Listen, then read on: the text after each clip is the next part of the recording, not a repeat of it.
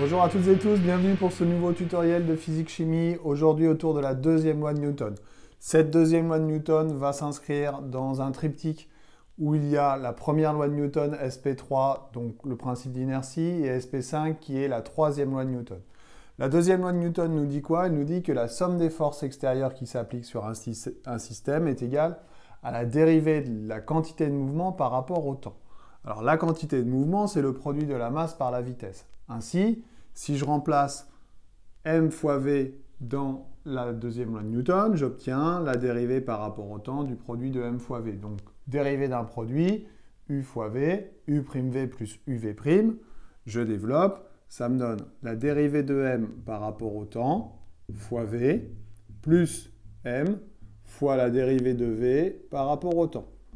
Or, la masse est constante au cours du temps. Si la masse est constante au cours du temps, sa dérivée est nulle. Ce facteur-là va donc s'annuler. Il reste m fois dv sur dt. Et je sais que dv sur dt, c'est l'accélération. On arrive donc à une autre expression de la deuxième loi de Newton, qui est la somme des forces extérieures appliquées au système est égale au produit de la masse par l'accélération. Alors, tout de suite, un cas particulier qui va faire sens, un cas concret qui va faire sens avec le principe d'inertie et la première loi de Newton. Notre ami Tichy, ici, fait du patin. Donc, il a enlevé ses belles chaussures oranges pour faire du patin. Quelles sont les forces qui s'appliquent sur le personnage, le système Tichy, ici, quand il est à l'arrêt? Eh bien, le poids, son poids et la réaction du support. Évidemment, puisqu'il est à l'arrêt et qu'il n'a pas de vitesse, on va pouvoir dire et écrire que la somme vectorielle de P plus R est égale au vecteur nul. Et on retrouve une somme des forces qui se compensent. Première loi de Newton, principe d'inertie. Si son jumeau vient à le pousser, quelles sont les forces qui s'appliquent sur le patineur? Eh bien, toujours évidemment son poids, toujours la réaction du support, qui reste inchangée, mais va s'additionner une force de poussée exercée par son jumeau.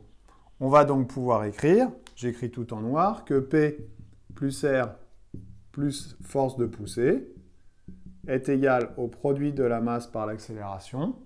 Le patineur va se mettre en mouvement, il va accélérer, comme si une voiture était au feu rouge et le feu passe au vert, donc on accélère. La somme des forces n'est plus nulle, due à cette force de poussée qui vient casser l'équilibre.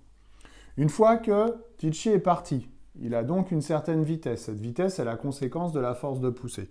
Une fois qu'il est parti, évidemment, son jumeau ne le pousse plus, ne le touche plus. Donc la force verte va disparaître.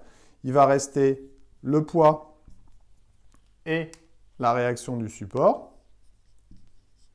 On va se retrouver dans le cas du tout début, où la somme du poids et de la réaction du support est égale au vecteur nul.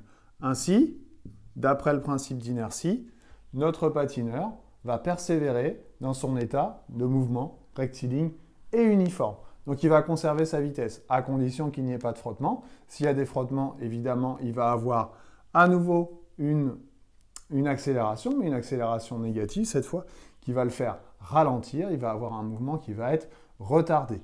Les forces de frottement vont casser cet équilibre, la somme des forces ne sera plus nulle, et à ce moment-là, on pourra à nouveau appliquer la deuxième loi de Newton. Voilà, j'espère que j'ai été clair, je vous dis à bientôt pour un nouveau tuto. Bye bye.